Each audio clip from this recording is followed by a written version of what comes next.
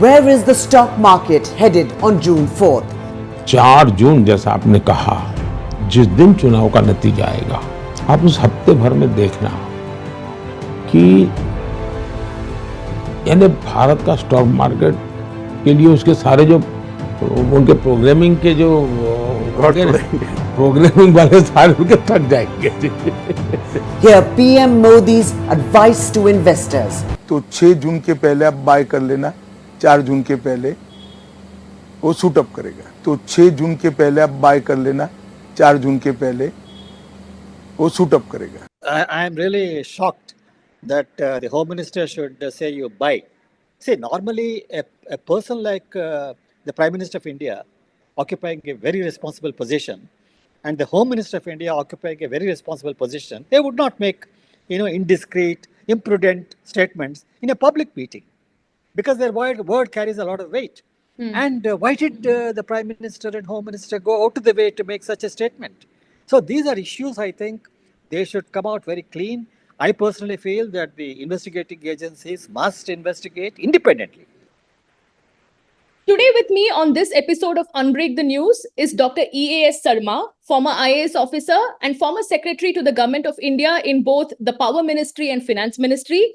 Dr. Sarma, both while in service and after retirement, has always raised his voice for transparency. Thank you, Dr. Sarma, for joining me on the show. Thank you. Yeah. Dr. Sarma, the letter you have written to the Secretary of Economic Affairs, Mr. Ajay Seth, is in the spotlight. So in this letter, you've raised some very serious allegations. You've essentially linked Prime Minister Narendra Modi and Amit Shah to the stock market crash that led to a net loss of about 3 trillion rupees, if media reports are to be believed. Tell me, why did you write this letter? And these are serious allegations. And what evidence do you have to support your claims? No, I have not made any allegations against the Prime Minister, Home Minister. I've only looked at the stock market surge on the 3rd of June, one day before counting. Then the crash by almost 6,000 points next day when counting was going on, and then slight recovery. And I was concerned because stock markets are supposed to be maintained in a stable way because investors believe the stock market, they have a lot of confidence.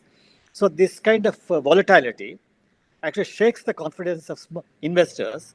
And very often when fluctuations take place, some people gain and some people lose.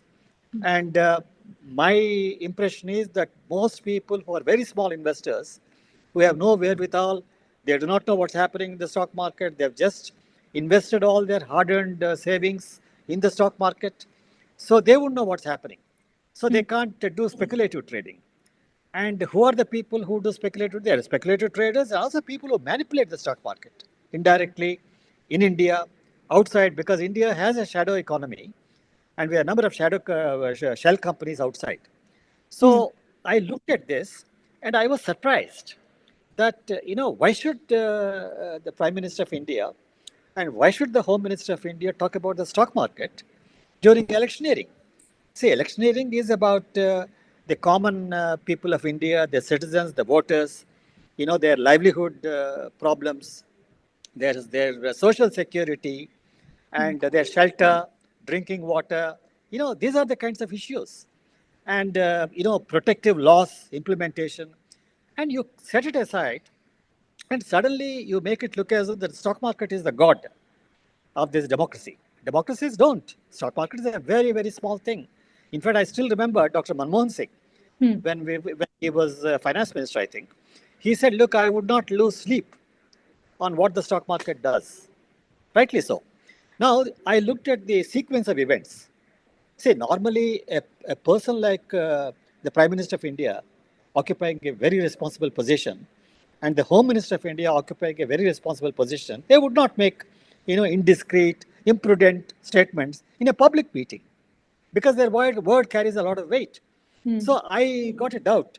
Has anybody in the Ministry of Finance, the so-called experts, did they give the input?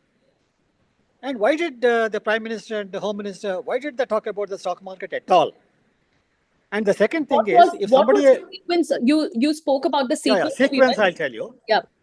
I looked at it. When I saw the crash, I looked at the sequence. One, there were exit polls. They're opinion polls. I don't know whether these are based on any surveys. And a lot of fever, that kind of fever was built up on the elections and all that. In my personal view, there is no need for exit polls at all. In fact, there should be a total ban on that. After all, you see, there are ballot boxes and the people are counting. There is a democratic process. There is an election commission. Why should there be an exit poll at all? Who is interested in exit polls? Only the big sharks, not the small people. So I personally feel that was the wrong thing anyway, exit polls. Now then after that, I read some news reports that the finance ministry, everybody was preparing for crisis management. That means they're anticipating a crisis. These reports come out. It looked as though that there's going to be a crisis. You create a fever. Then I suddenly find that the Prime Minister and Home Minister making these statements. And then the surge. I was surprised about the surge, 2,000 points. Then next day there is a crash. So I felt very disturbed. Now the question is, who are the gainers and who are the losers in this? I'm sure the small investors have lost. And I'm sure that it is the stock market sharks, speculators who have really minted money. And the second thing is, which I did not mention explicitly in my letter, is there a link between all these opinion polls, exit polls, and the subsequent sequence of events? Is there a link? Is somebody trying to, make it look as though they've got insider information and, Correct. coax people to invest? And I'm sure, when the surge took place, many unsuspecting small investors would have put in their, the household savings in this country have come down to the minimal level. And they have put in their money. They don't have much savings. So these are the concerns. And, some of the things which I thought that this should really worry us is you cannot just leave it like this. When this huge surge, volatility in the stock market is a sure index of somebody exploiting it, and the common man being exploited. Really, he is the person who is at the receiving end. We are now going to play out the bites of both Amit Shah and PM Modi, wherein they speak about the stock market. Where is the stock market headed on June 4th?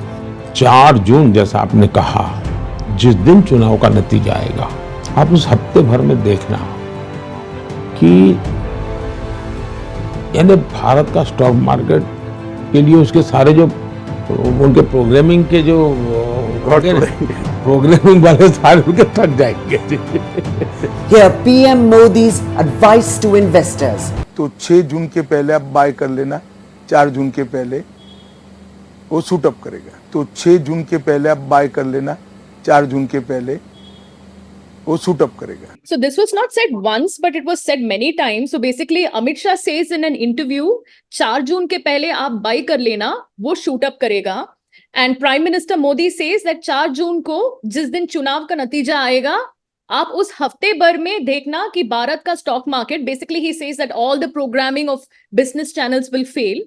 So what are you suggesting? For a common man, this would seem like Modi and Amit Shah are very optimistic of a huge victory.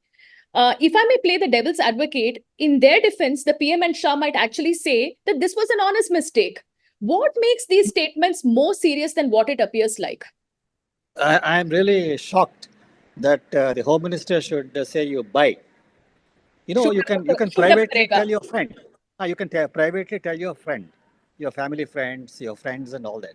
But it's a public meeting, you're giving an interview to the public, and you make a statement like that, it carries a lot of weight. Home Minister of India, Prime Minister of India making these statements, they carry a lot of weight.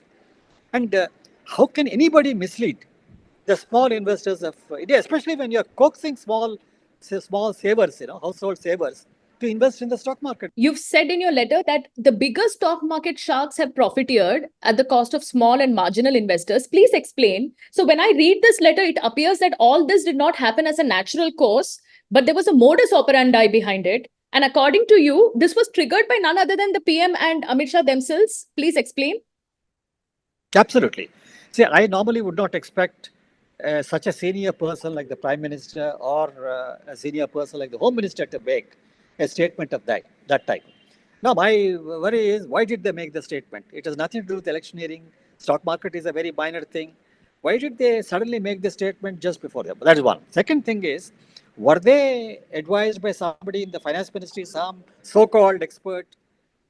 Who is that expert? I think they should identify. And the finance ministry has nothing to do with that. Who is the outside expert? And that outside expert, has he any corporate links?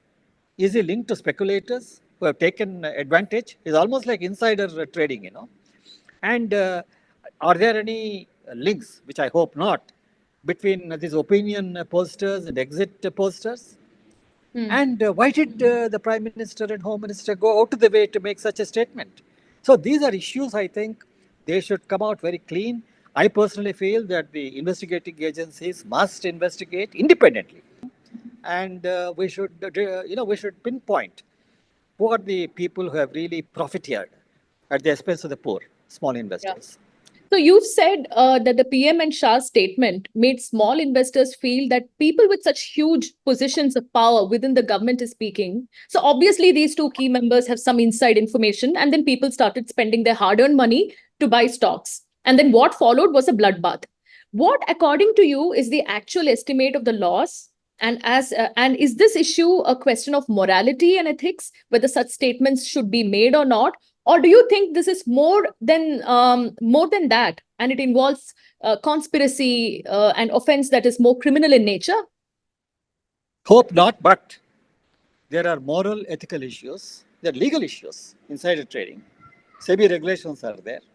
And then the question whether somebody is behind this, I think has to be investigated, and somebody has made money.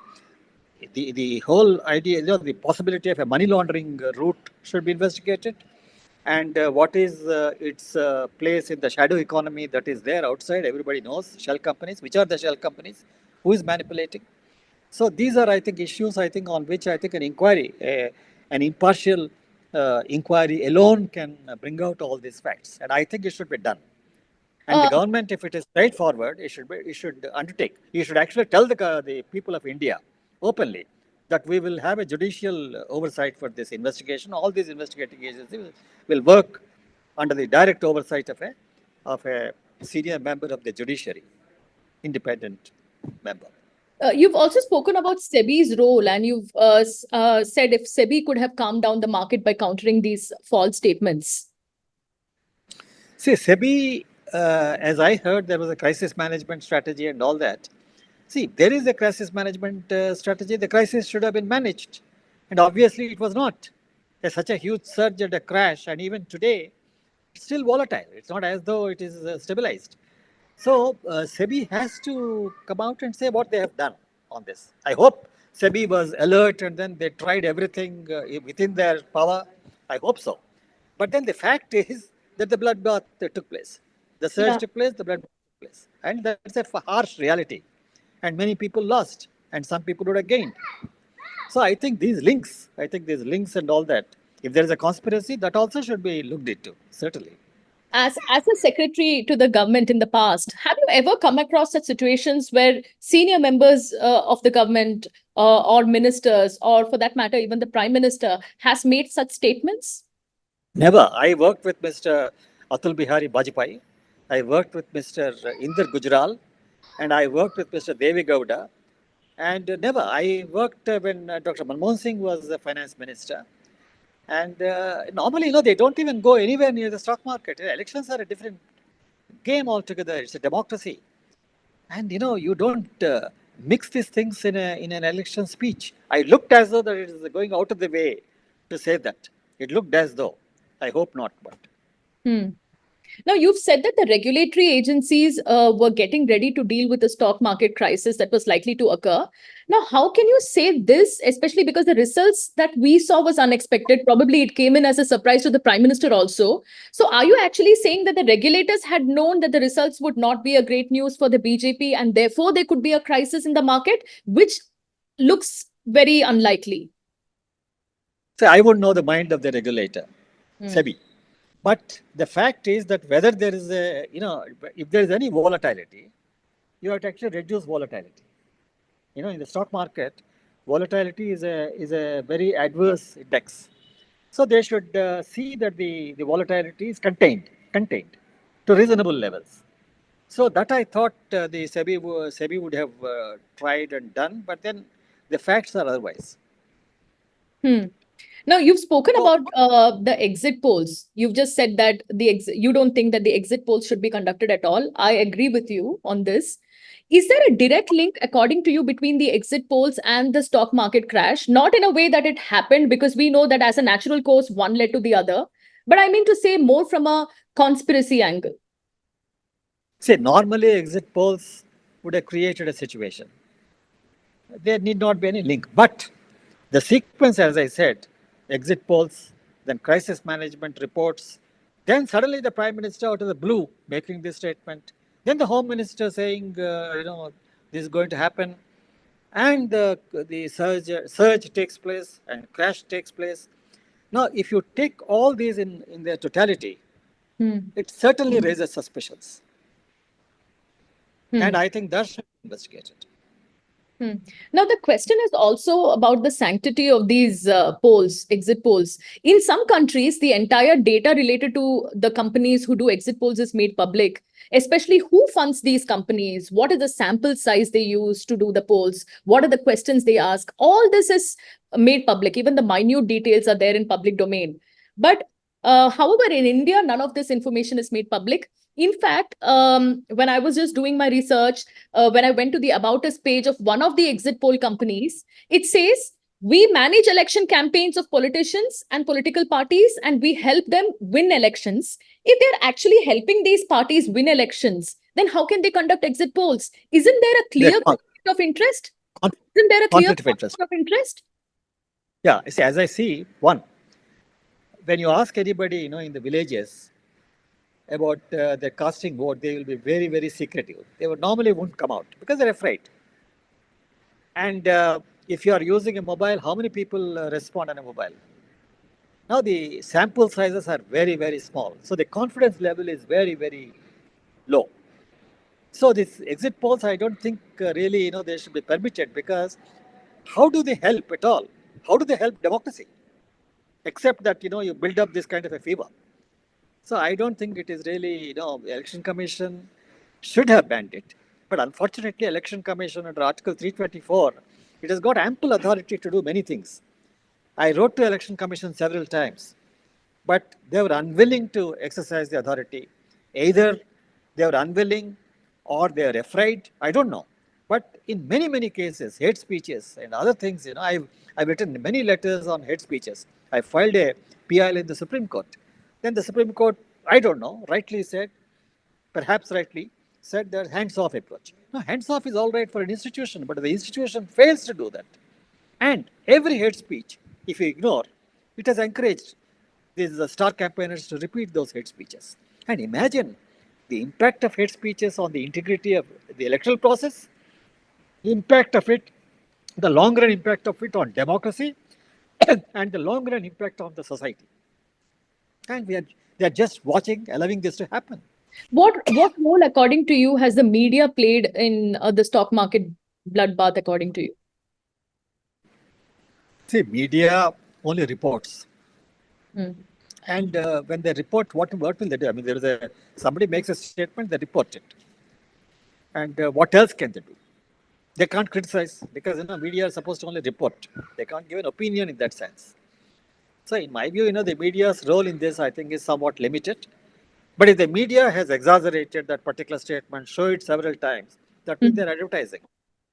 They have joined hands with somebody to hike up, the fever, the stock market fever.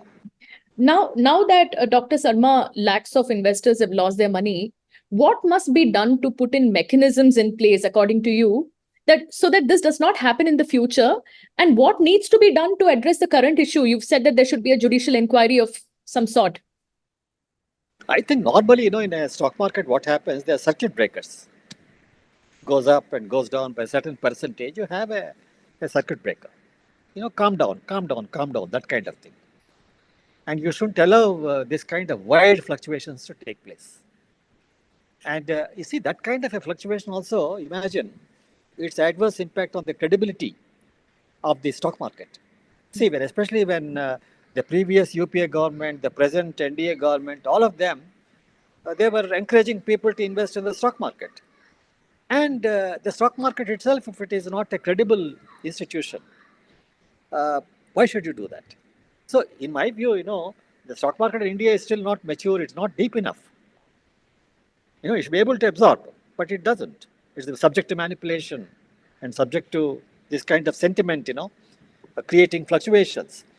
So I think till such time that the stock market has got inbuilt mechanisms to remain stable, I think there must be proper, safeguards to see that the fluctuations are contained to a reasonable level. Thank you, Dr. Sarma, for your insights. Thank you. Thank you.